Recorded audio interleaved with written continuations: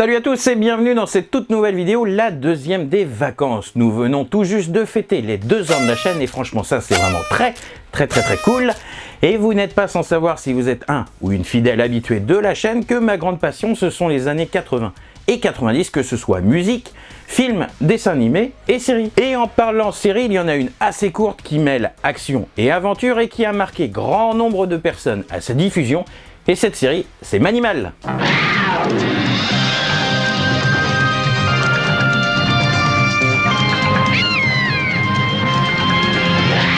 Lancée en 1983 aux États-Unis sur la chaîne NBC en concurrence directe avec Dallas et son univers impitoyable, cette série ne comporte seulement que 8 épisodes, le pilote de 1h10 et 7 autres épisodes. Mais non, jamais de la vie, il y a eu beaucoup plus de 8 épisodes, j'en suis sûr. Et ben c'est ce que vous allez me dire. Et ben non, ce sont les multiples rediffusions chez nous en France sur FR3, TF1 avec La Une est à vous et Bernard Montiel. Vous choisissez vos séries préférées à la carte durant tout cet après-midi. Et tout au long de l'après-midi également, vous pourrez gagner des séjours à Center Park, vous le savez. La 5 ou encore M6, qui nous ont toujours laissé penser que cette série était beaucoup plus longue, comme Tonnerre Mécanique. Et ouais, sur ce coup-là, on s'est tous plutôt bien fait avoir. Aux États-Unis, la diffusion a été en plus très chaotique. Le pilote a été diffusé, suivi 2 semaines plus tard de 3 épisodes. La diffusion est ensuite mise en pause et la production est arrêté. Et c'est seulement 1 mois plus tard que les 3 derniers épisodes sont diffusés et la série officiellement annulée pour faute d'audience. On peut vraiment dire que cette série n'a vraiment pas eu de chance, de même que les 8 autres séries démarrées la même année. Alors doit-elle son échec à un manque de créativité? Pas forcément. En tout cas, ce n'est pas mon avis car moi je la trouvais plutôt cool et très en avance sur son temps. Mais si on se replonge plus précisément dans la grille des programmes de l'année 1983, aux États-Unis, on peut surtout remarquer que ce sont des feuilletons tels que Dallas, Falcon Crest, Dynasty ou encore le long du grand Pacifique, les vagues défient le temps. Ou encore Côte Ouest qui domine largement les audiences, ce qui laissait peu de place à une série inventive et plutôt différente des autres. La série Manimal a été créée par Glenn Larson et Donald Boyle. Glenn Larson à qui l'on doit bon nombre de nos séries préférées comme K2000, L'homme qui tombe à pic, Magnum ou encore Quincy. Manimal met donc en scène Jonathan Chase, professeur d'université qui a hérité du savoir ancestral de son père sur leur relation qui unit les animaux à l'être humain. Non, je vous vois venir, je ne parle pas de zoophilie. Savoir qui lui permet de se transformer en n'importe quel animal et qui a pour nom la therianthropie. Et ouais, il utilise son pouvoir pour aider la police dans ses enquêtes et est accompagné de Ty, son pote de l'armée, et de Brooke, la jolie inspectrice de police, qui sont tous les deux les seules personnes au courant de son secret. Quel gamin n'a jamais essayé de se transformer en faucon ou en panthère, tout ça en imitant Jonathan Chase et son hyper respiration. On a plus d'œufs pour l'omelette. Ok, je gère.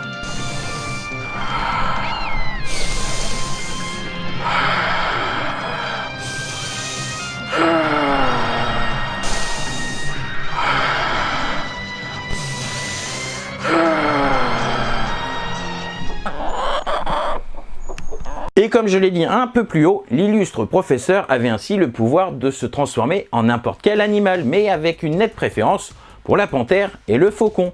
Tout ça lors de séquences de morphing plutôt bien réalisées pour l'époque.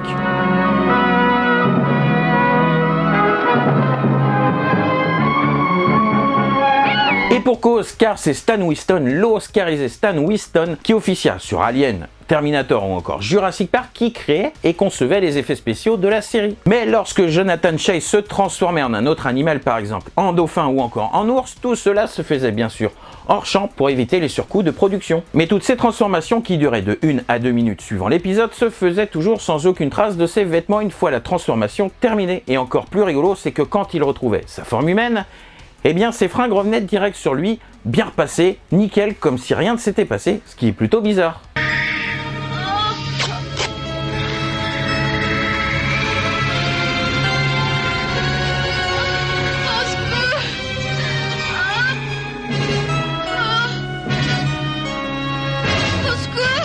Jonathan Chase s'est ainsi transformé en panthère et en faucon, les deux plus courantes, mais aussi en dauphin, en cheval, en ours, en requin, en petit chaton, un poil pervers, et oui, car c'est lui qui regarde dans le peignoir d'Ursula Andress dans l'épisode pilote, en serpent et même en perroquet. C'est le défunt Simon McCorkindale, il décéda en octobre 2010, qui interprétait le rôle de Jonathan Chase.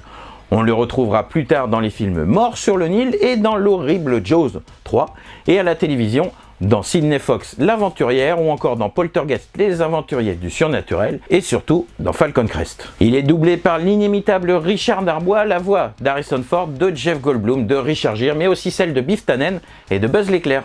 Mademoiselle, ne tirez pas, je ne suis pas armé. Monsieur, il y a une bête sauvage en liberté, vous auriez pu être tué. Mais alors, vous m'avez sauvé la vie? Sans doute. Partez d'ici, vite! Certainement. Melody Anderson, qui interprète quant à elle l'inspectrice Brooke Mackenzie et qui avait déjà tourné pour Glenn Larson dans un épisode de sa série Bee Gee and the Bear, est doublée par Mike Dara, la voix française de Whoopi Goldberg et de Courtney Cox. Et pour finir niveau casting, Michael D. Roberts, le copain d'armée de Jonathan Chase, est doublé par Greg Germain, la voix régulière de Will Smith, sauf dans l'épisode 7. Allez.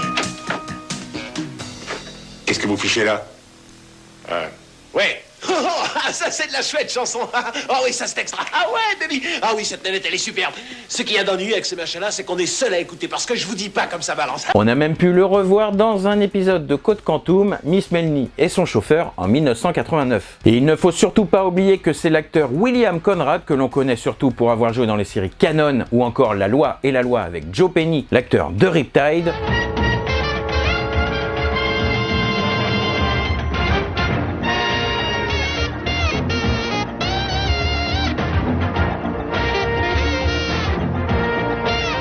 Qui est le narrateur de la série. Alors là, niveau bande-son, ça déchire, car c'est Alan Silvestri, le compositeur des musiques de Retour vers le futur, des Avengers ou encore de Predator, rien que ça. Et encore, je vous ai pas tout dit, je vous conseille d'aller faire un petit tour sur sa page Wikipédia pour voir la liste complète. C'est donc lui qui compose les musiques de la série, mais c'est Paul Shearer qui signe le générique de Manimal. La série est classée par TV Guide comme la 15e pire série de tous les temps aux États-Unis, mais il faut quand même savoir que Jonathan Chase réapparaîtra le temps d'un épisode dans la série inédite en France, créée encore par Glenn Larson, l'oublié Nightman.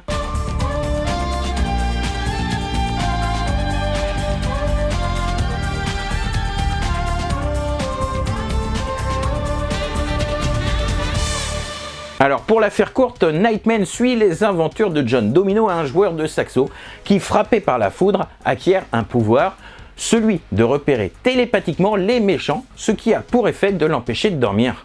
Triste pouvoir, mais pour combattre le crime, il s'équipe quand même d'une combinaison qui lui permet de voler, d'être invisible, de résister aux balles et bien sûr de tirer des lasers. Bah ouais, parce que si t'es un super-héros et que tu tires pas des lasers, bah franchement, t'es has-been. C'est une série dont TF1 aurait dû même participer à la production, c'est pour dire, mais qui au vu de pilote refroidit ça tout le monde malgré une vraie annonce officielle de la part de la chaîne, avec même une affiche montrant le héros dans la nuit avec comme légende par le créateur de K2000 et de Magnum.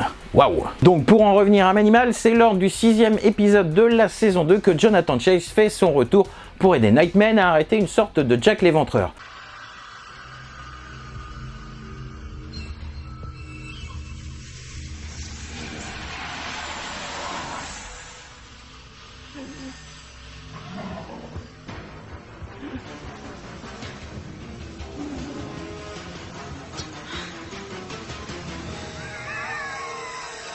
Mais au cours de cet épisode, nous découvrons surtout Teresa, la fille de Jonathan, interprétée par Carly Pop, qui découvre en fin d'épisode qu'elle possède les mêmes pouvoirs de transformation que son père. Était-ce là une tentative de reboot de la série Manimal? Peut-être, mais le destin en a choisi autrement, car jamais rien ne s'est passé depuis. Alors niveau anecdote, pas grand chose à se mettre sous la dent vu la durée de la série, mais j'en ai quand même une ou deux à vous dire. Alors il faut savoir que l'acteur qui joue Ty, l'ami de Jonathan Chase, n'est pas le même entre l'épisode pilote et les autres épisodes de la série, car Glinterman fut remplacé par Michael D. Roberts. Pratique assez courante, bizarre mais courante, car souvent les pilotes de série permettent de tester un acteur et de pouvoir le remplacer avant le vrai lancement de la série s'il ne convient pas, ce qui a dû être le cas ici. Alors en français, il y a une énorme erreur sur le nom de Jonathan Chase. En effet, dans la version originale, Jonathan insiste pour que Brooke ne l'appelle plus professeur mais JC, les initiales de Jonathan Chase, histoire d'avoir l'air beaucoup plus cool et plus jeune, ce qui nous donne donc en VO Jesse. Mais lors du travail sur le doublage français de la série, personne n'a fait attention à ce détail et le professeur ne s'appelle donc plus Jonathan Chase, mais Jesse Chase en français. Jesse Chase, le maître des secrets qui ont séparé l'homme de l'animal. Et l'animal de l'homme. L'homme animal. On peut noter le passage dans la série de Freddy, ou devrais-je dire plutôt de Robert Englund, d'Ursula Andress dans l'épisode pilote et aussi de Gloria Stuart, une star des années 30, le temps d'un épisode que l'on retrouvera surtout plus tard dans le grand succès Titanic en 1997. Et niveau transformation, la série nous gratifie d'une énorme erreur lors de celle de Jonathan Chase en faucon, car on voit sa main se transformer en cerf alors que ce sont plutôt ses pieds qui devraient se transformer en cerf, car ce sont les membres postérieurs des oiseaux. Dans l'épisode 7, on peut apercevoir Walter Nebisher de la série Ottoman, car la même scène a été filmée de deux angles différents, un pour la série Manimal et l'autre pour la série Ottoman, qui reprendra d'ailleurs certaines scènes d'explosion et d'extérieur de la série Manimal pour les incorporer à ces épisodes pour éviter des coûts de production supplémentaires.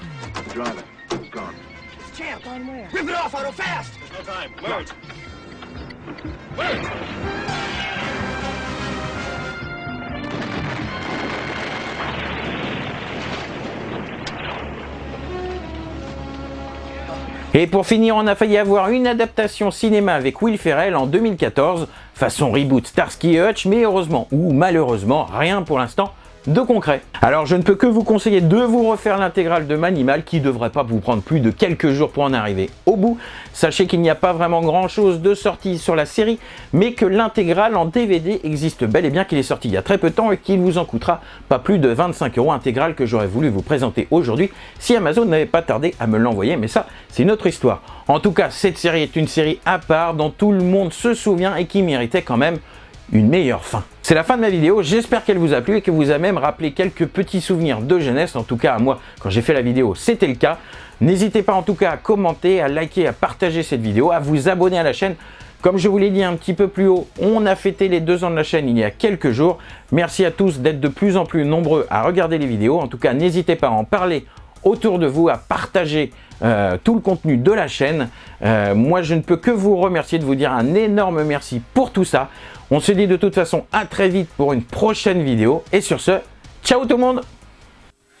Mi-homme, mi-bête, Jonathan Chase se métamorphose d'un coup d'aile pour protéger une femme louve. C'est un être humain comme vous et moi. Façon de parler, monsieur Chase. Car quel humain cachez-vous donc sous votre royal plumage et votre noir pelage?